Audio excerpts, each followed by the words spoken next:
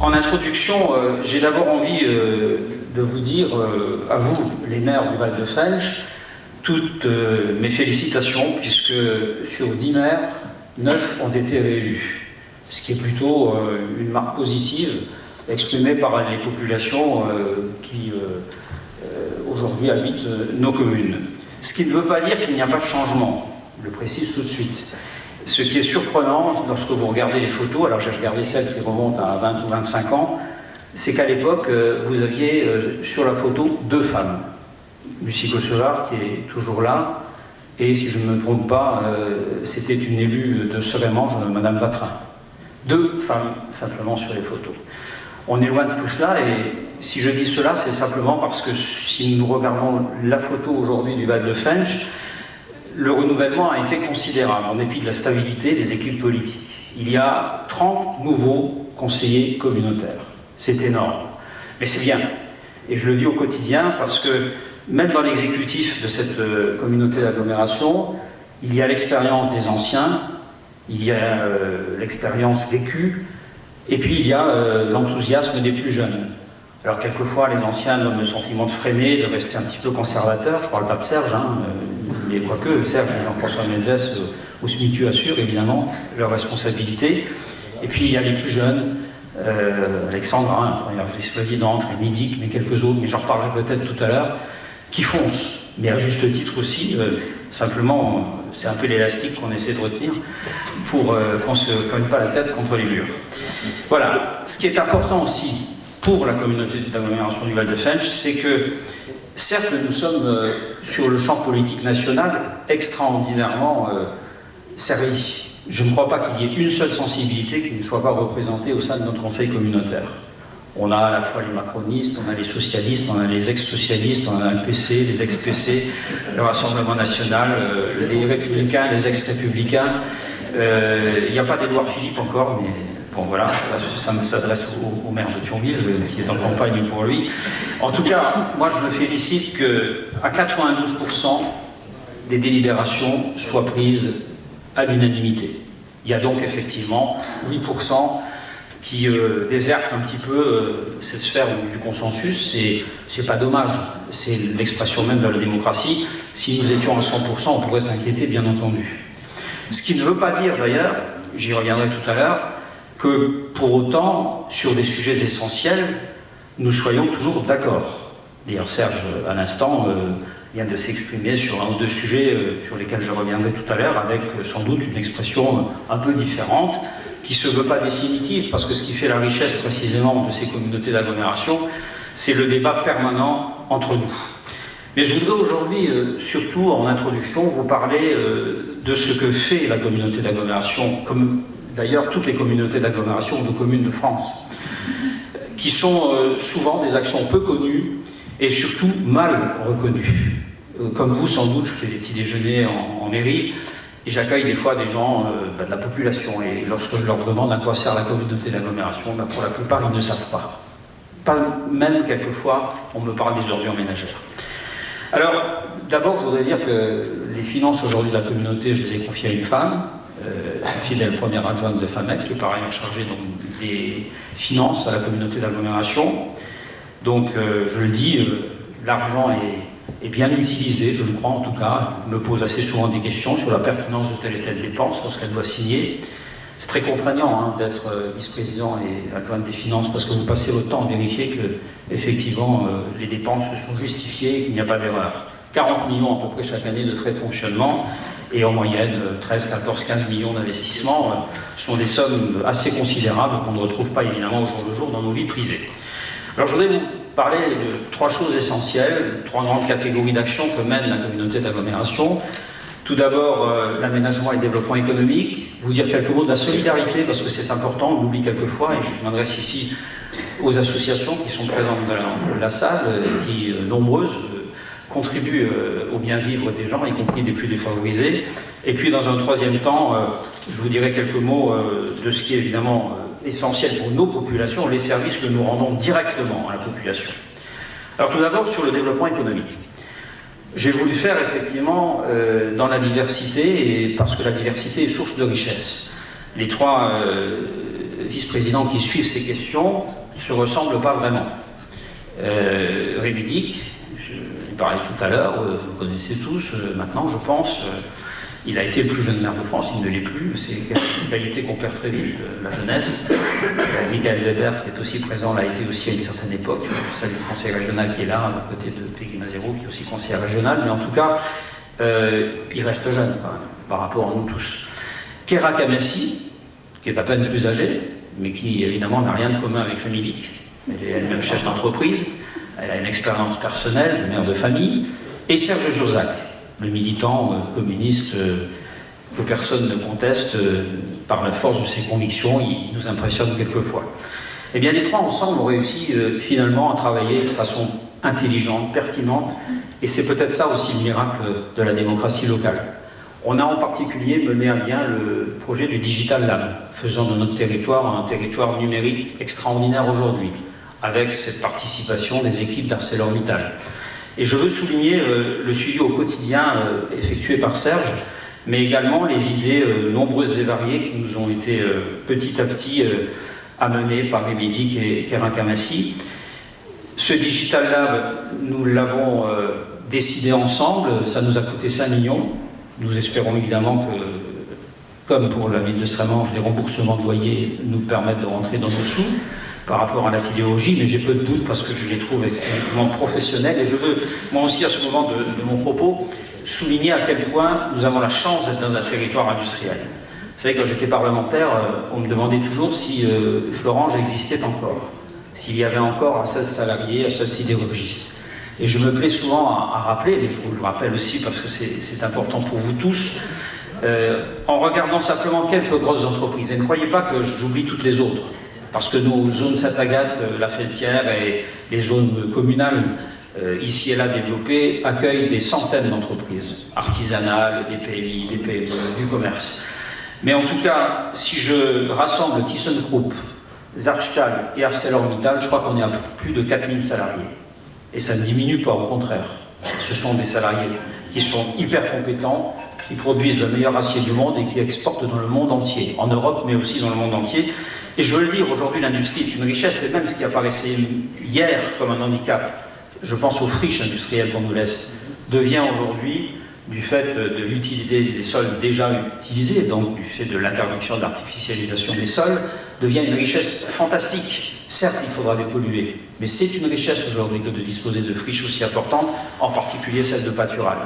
De la même manière, forme de pollution et, j'allais dire, la chaleur fatale qui est produite par ces entreprises peut devenir une richesse extraordinaire aussi, parce que nous sommes en crise énergétique. L'eau, dont on a tellement parlé à l'époque de l'après-midi, dont on craignait qu'elle allait tout emporter sur son passage lorsqu'elle réintégrerait à profondeur les territoires et que toutes les maisons s'écrouleraient, est aussi aujourd'hui une richesse. Elle était sulfatée, elle ne l'est plus aujourd'hui, ou petit à petit elle se désulfate, et elle est à la fois une richesse pour nous ici, dans la vallée, dans la région, mais elle peut devenir demain la réserve du bassin parisien, chacun le sait, et c'est une richesse que nous ne devons pas perdre. Alain Steiner n'en a pas parlé tout à l'heure, mais vous le savez, de par ses fonctions antérieures de président du Fench-Lorraine, il tient énormément au caractère public de la gestion de cette richesse qu'est l'eau. Alors, que nous reste-t-il à faire dans ce domaine? Il y a 2-3 dossiers qui me paraissent absolument essentiels, puisque je l'ai dit tout à l'heure, les zones, par exemple, la Felletière, Saint-Agathe sont pleines à craquer, on ne sait plus trop où mettre quelques commerces encore qui se présentent, mais il y a pâturage. Et je veux dire ici au maire d'Ayange, je ne sais pas s'il est présent, mais qu'il faudra vraiment que nous travaillions ensemble, main dans la main, avec ArcelorMittal, avec également les sociétés qui interviendront sur le site, avec les services de l'État, avec les services de la région, pour faire de cette friche de pâturage l'Eldorado de demain. Il faudra quelques décennies, donc tout le monde ne le verra pas. Mais c'est incontestablement au cœur de cette vallée notre principale richesse aujourd'hui, même si c'est aujourd'hui une friche. Je veux aussi citer en même temps, parce que c'est un dossier qui est commun aussi entre la ville d'Ayange et la communauté d'agglomération, les grands bureaux central, qui, vous le savez, a accueilli de nombreuses générations d'employés pour faire tourner les services administratifs de la sidérurgie. Histoire et Patrimoine va réaliser l'opération que nous attendions, dont nous rêvions, parce que nous n'y croyions plus, de récupérer ce bâtiment et d'en faire demain du logement, peut-être de l'événementiel, des salles d'exposition, des salles de réunion. Et j'invite vraiment tous les élus à travailler main dans la main sur ce dossier, parce que c'est un dossier qui à la fois nous inscrira dans le futur, mais qui en même temps est bien entendu le respect que nous devons à nos ancêtres et à l'histoire de cette région, de préserver ces bâtiments magnifiques. Je veux simplement, en terminant sur ce premier point, saluer le travail excellent fait par Kera Kamassi avec l'ensemble des commerçants et artisans. Nous ne sommes pas là pour faire des miracles, mais nous sommes là pour les accompagner, notamment lorsque leur attitude est tout à fait conforme à l'idée que nous faisons du développement durable, mais nous les mettons également en relation avec évidemment tous les partenaires économiques, les organismes consulaires, les institutionnels s'il le faut, et ce travail est aujourd'hui couronné de succès. La deuxième thématique que je voudrais développer rapidement est celle de la solidarité. Alain Steiner l'a à sa manière rappelé tout à l'heure. Les populations qui sont dans nos communes gardent les stigmates, malheureusement, de crises sociales répétées. Nous n'avons pas toujours aussi bien vécu les restructurations. Il fut une époque, vous le savez, où les gens partaient à 50 ans en retraite, mais où d'autres ne trouvaient pas non plus l'emploi derrière. Et malheureusement, une part importante encore de nos populations, j'en ai dans ma propre commune, mais c'est vrai aussi à Florange, à Yange, notamment dans toutes les grosses communes, vous avez des gens qui, fragiles, atteints par la précarité de façon malheureusement chronique, sont dans l'incapacité quasiment de reprendre un travail normal.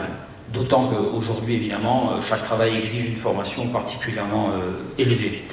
Et je pense à tout cela dans un contexte national qui est difficile. Alain Steiner l'a rappelé, l'inflation en particulier touche les plus défavorisés. Les gens qui ont emprunté seront très heureux de l'inflation, puisque ce qu'ils vont rembourser, ils le rembourseront de moins en moins. Et ceux qui souffrent, c'est ceux qui font leurs courses au quotidien et qui malheureusement ont de petits budgets. Les retraites sont aussi une source de questionnement, et je ne veux pas revenir sur ce qui a été dit par mes prédécesseurs, mais il faut que nous soyons aux côtés de ces gens qui luttent et se battent de façon positive, hein, pas pour bloquer un système, mais parce qu'ils ont le sentiment, et c'est aussi mon sentiment, que la loi telle qu'elle est faite aujourd'hui, la loi Touraine, est largement suffisante. Vous savez, de toute façon, à terme, c'est 43 ans qu'impose la loi Touraine en termes d'années travaillées.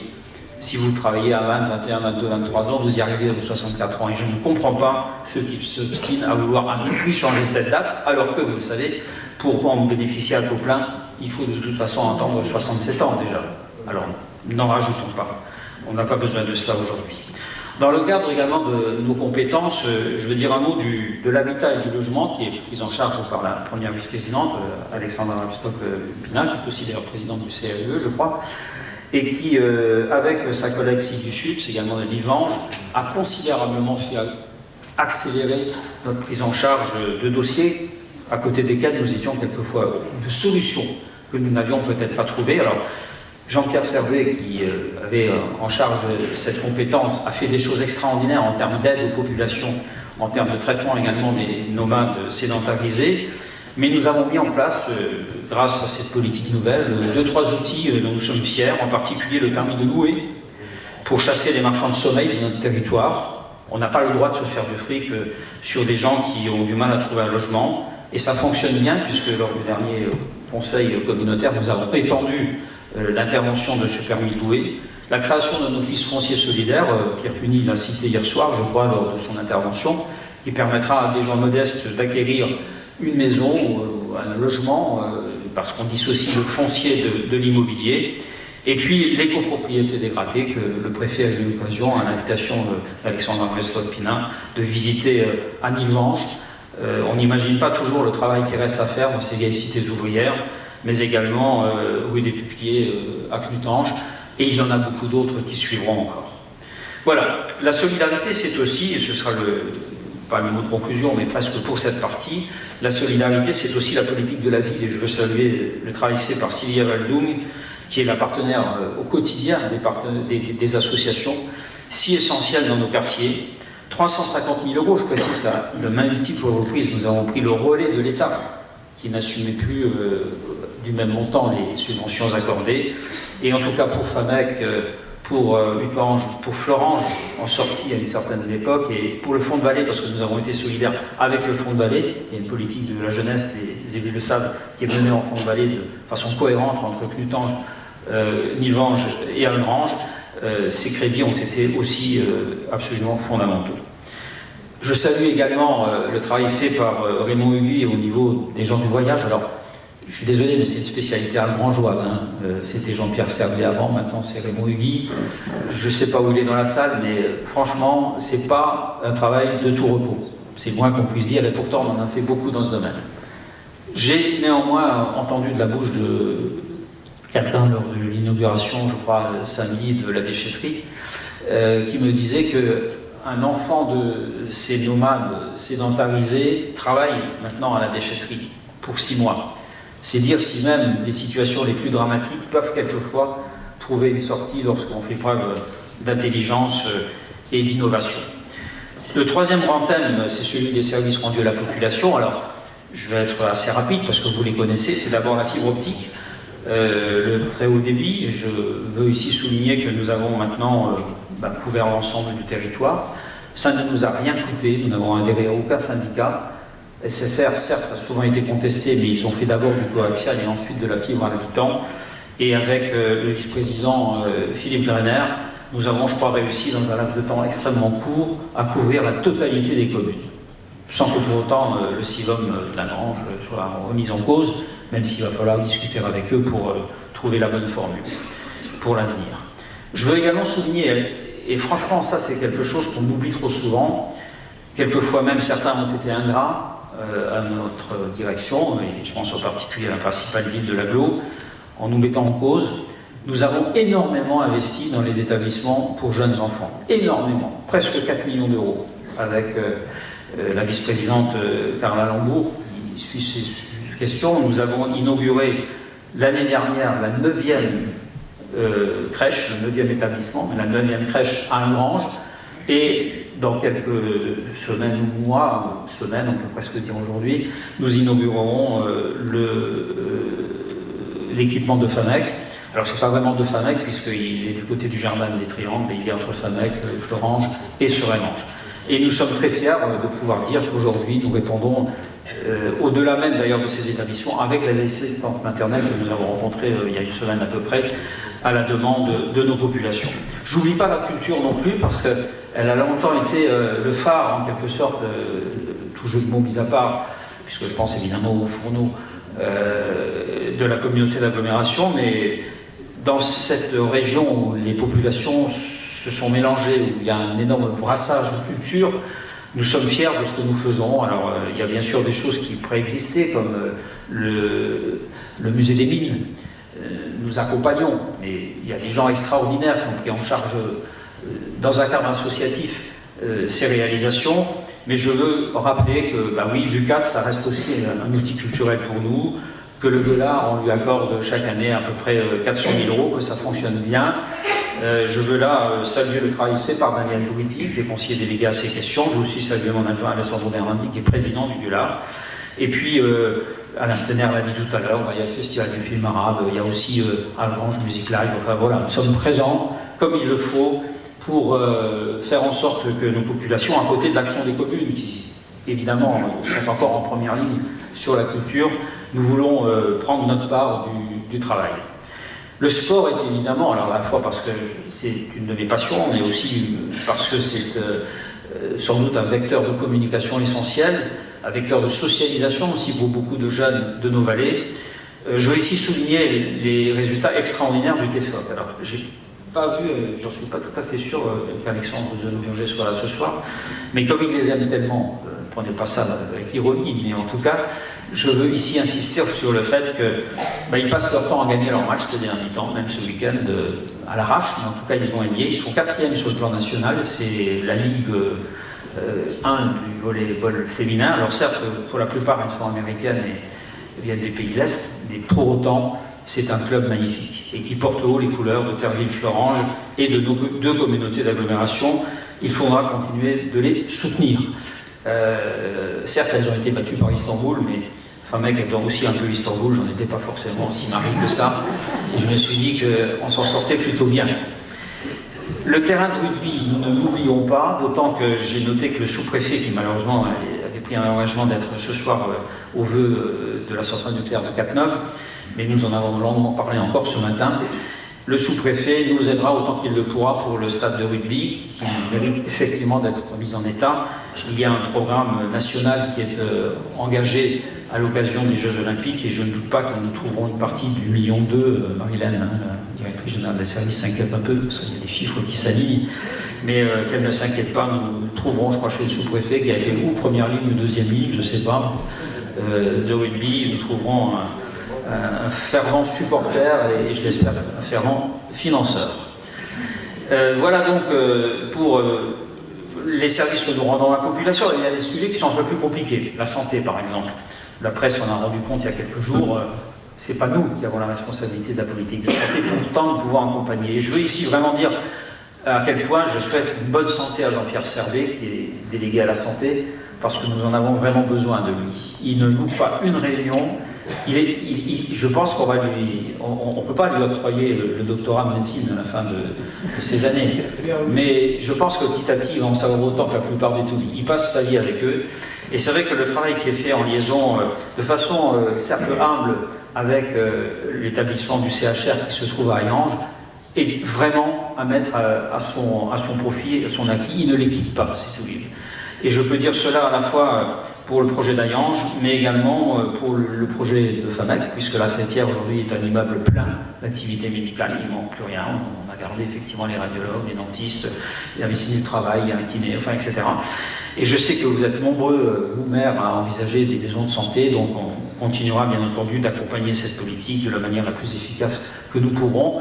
Il y a des projets dont je ne peux pas parler, en particulier sur la Fêtière, parce que on n'en est encore pas tout à fait là, mais sachez en tout cas que ça grenouille, et dans le bon sens du terme.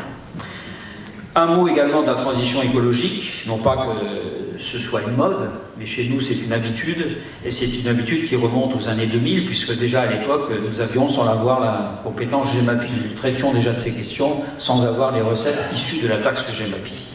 Et je veux ici souligner le formidable travail qui est fait par deux vice-présidents, Jean-François Medlès et Fabrice Serbet, j'allais dire le rose et le rouge, puisque c'est la terminologie qu'ils emploient entre eux, donc je n'ai pas de raison d'y échapper. Mélanger, je ne sais pas ce que ça donne, si ça donne du rose ou du rouge, mais en tout cas ça reste de gauche. Mon cher ami Pierre Cuny, ici, il faut effectivement entendre aussi cette sensibilité, parce qu'elle est omniprésente. Sur les déchets, qui sont ni de gauche ni de droite, hein, je vous précise. Nous y avons inauguré samedi un formidable outil, la déchetterie d'Algrange, et nous avons rééquilibré l'offre dans toute la vallée. Il y avait Florange, Hayange qu'il nous faudra moderniser, n'est-ce pas Jean-François, mais également Algrange qui aujourd'hui est le top du top, me semble-t-il.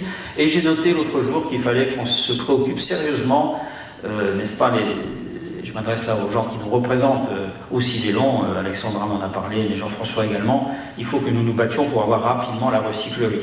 J'ai bien compris, hein, ne l'oublions pas. Sur l'assainissement, alors je vais faire vite, mais ça coûte tellement cher que ça me fait mal d'en parler, donc c'est 40 millions à peu près qu'on va engager dans les années qui viennent. On refait tout à Algrange, par exemple, enfin, je crois qu'on est en train de tout refaire, mais ça permettra d'accorder des permis de construire, et derrière les permis de construire, il y a les taxes foncières derrière, donc on devrait s'y retrouver. Pas pour récupérer les 40 millions, mais heureusement on est aidé, mais en tout cas pour assurer l'avenir de ces communes et de la communauté. Les actions en direct de l'eau, évidemment, sont aussi essentielles. Je pense aux inondés de Machny, mais pas seulement. Notre priorité portera évidemment sur la Fench. Et là aussi, je demande aux communes d'être vraiment partenaires de la communauté de l'agglomération, parce qu'on ne fera rien l'un sans l'autre. Dans ce domaine-là, il faudra effectivement que nous soyons très responsables pour créer les bassins de rétention nécessaires. On n'a plus de catastrophes dans cette région. Hein. Moi, je me souviens, enfin, en tout cas, j'avais quitté la région à l'époque, mais c'était vrai dans la vallée de l'Or, où il avait été inondé. Ucange l'a été également, mais on avait de l'eau un peu partout. Depuis quelques années, on maîtrise le sujet. Je crois qu'il faut vraiment s'en féliciter et se féliciter du travail qui a été fait par les fonctionnaires. Voilà, la mobilité, je n'y reviens pas, certains l'ont évoqué tout à l'heure, on sera tous dans la même barque pour arriver vers le BHNS. Je vais terminer sur 3 sujets qui sont effectivement peut-être plus distinctifs, qui amènent des débats entre nous, mais ce sont des débats, de mon point de vue, utiles et nécessaires. Tout d'abord la 31 bis. Alors, moi j'ai une vision assez simple de la 31 bis, peut-être parce que je la vois de Famec ou que j'en ai encore le souvenir en tant que parlementaire. La 31 bis, c'est rien d'autre que la VR52 qui a déjà permis de relier le site d'Auchan à la vallée de la Fensch et de faire donc un cercle entre la 30, la 4 et il reste maintenant effectivement la 31. Et la partie qui nous manque, ben, c'est effectivement la 31. C'est la partie qui relierait ce nœud autoroutier autour de la Fêtière directement vers le site du bois de l'Étoile. C'est pas si compliqué en réalité. C'est le plus rapide, c'est le plus court. Mais c'est vrai que pendant un certain temps, et là je salue le travail qu'on a fait en commun avec Pierre Cuny et Rémi Dick, nous n'avions pas obtenu de tunnel. Et même si je me suis battu à l'époque, et ça n'a pas été facile, croyez-moi, sur le plan national pour que nous soyons retenus, parce qu'il y avait pour 250 milliards de projets à peu près, il fallait choisir. Mais nous avons été retenus, mais nous n'avions pas été retenus avec un tunnel. Or aujourd'hui, il y a un tunnel de 2 km 200 qui est prévu, notamment dans l'hypothèse où nous réaliserions le F4 tunnel profond. Alors évidemment, ne croyez pas que je suis pour le tout autoroute, mais bon, quand vous allez dans le sud de la France, vous prenez l'autoroute. Vous ne prenez pas systématiquement l'avion ou le train. D'ailleurs, le train, pour aller dans le sud de la France, n'est pas forcément très conseillé. Il faut passer quasiment par Paris encore. Et aujourd'hui, pour aller effectivement vers un travail au Luxembourg, il y a certes le train, mais ceux qui le pratiquent ces derniers jours doivent se rendre compte à quel point il est des fois difficile de rentrer même dans le wagon. Et les estimations qui aujourd'hui nous sont annoncées nous permettent de passer de 9000 à 22000, tout le monde le dit. On ne peut pas aller au-delà. Il faudra peut-être un jour construire effectivement un autre réseau, mais ça ne se fera pas évidemment dans les 10 ans qui viennent. Donc moi je pense qu'il n'y a pas d'exclusive. Il faut que nous mettions en œuvre toutes les initiatives qui peuvent paraître pertinentes aux yeux des techniciens. Et je crois que de ce point de vue, la 31 bis l'est, même si ce n'est pas la solution définitive. Je veux également dire un mot du pôle métropolitain frontalier que j'ai eu le plaisir de présider avant que Pierre nous prenne le relais. Et il est en train de booster à travers notamment des relations avec Esch-sur-Alzette. Je rappelle simplement que nous sommes concernés, nous, par un cadre à haut niveau de service qui pourrait relier Thionville à Esch-sur-Alzette en passant par la Fensch. Et c'est évidemment pour nous essentiel. Il n'y a pas que des gens qui vont à Luxembourg, il y a des gens qui vont aussi du côté d'Esch-Belval. Enfin, dernier sujet qui n'est pas le moins important, puisque le maire de la commune de Srémange l'a abordé, celui de la fusion. Je ne suis pas si éloigné de ce qu'il a dit en réalité. Je me pose aussi un certain nombre de questions, comme tout le monde se pose des questions. D'ailleurs, la communauté de communes, au départ du Val de Fensch, n'était pas communauté d'agglomération, elle est devenue quand Taillange a eu 15 000 habitants.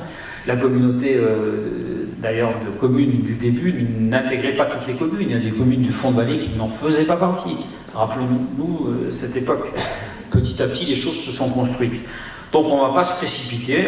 Je crois qu'en 2019, j'avais déjà annoncé, c'était aussi à Srémange, me semble-t-il, ou peut-être à Neufchef, que je n'étais pas contre les fiançailles de la vallée de la Fensch avec Thionville, parce qu'il y a une logique à ce que nous rejoignions le comportement de nos concitoyens qui font déjà ce va-et-vient permanent entre nos deux communautés pour consommer, pour travailler, pour rencontrer des amis, leur famille. Et je crois qu'il faut que nous soyons à la hauteur de leur vécu. Mais pour autant, bien sûr qu'on va établir un pacte financier qui fera que personne, au moment où se créera la communauté nouvelle, si elle se crée, ne perdra quoi que ce soit, en particulier au niveau des communes. Ce ne serait pas acceptable. Moi, le premier, je n'ai pas envie de perdre, je l'ai déjà dit, le FPIC, qui est un organisme de péréquation nationale qui apporte 300 000 € aujourd'hui à Famec. Mais ce sera la même chose pour toutes les communes, qu'elles soient à Port-de-France ou qu'elles soient d'ailleurs du côté du Val de Fensch. Et puis, oui, bien sûr, il faudra, là, nous aurons à faire preuve, évidemment, de force de conviction, nous qui sommes convaincus que c'est peut-être une étape nouvelle et extraordinaire à vivre dans les années qui viennent, entre Nancy, Metz et le Luxembourg, créer cette magnifique agglomération, il faudra que nous obtenions dans les conseils municipaux une majorité. Il faudra également que dans chaque communauté, il y ait aussi une majorité qui s'exprime. Et en particulier dans cette vallée, je ne voudrais pas que nous soyons à la traîne, et donc je nous invite à être un petit peu courageux, à être volontariste, à être optimiste. Il y a peut-être des outils nouveaux à créer, et cette communauté est éventuellement, parmi d'autres actions à mener, une des principales réalisations qui pourraient être mises à notre crédit dans quelques années. Voilà, puisque nous sommes en direct, je salue évidemment tous ceux qui éventuellement nous regardent. Ils vous ont peut-être vu quelquefois, parce que je pense qu'on a dû peut-être monter à la salle de temps à autre, non? Non, pas vraiment, voilà. Bon, vous savez que si vous avez fait des grimaces, on vous a vu. Donc voilà, en tout cas mon intervention est terminée. J'espère en tout cas ne pas vous avoir trop ennuyé. Je dois dire à quel point j'apprécie effectivement ce théâtre pour l'avoir fréquenté également quand j'étais gamin. Ben, c'est-à-dire on n'a pas ce monopole.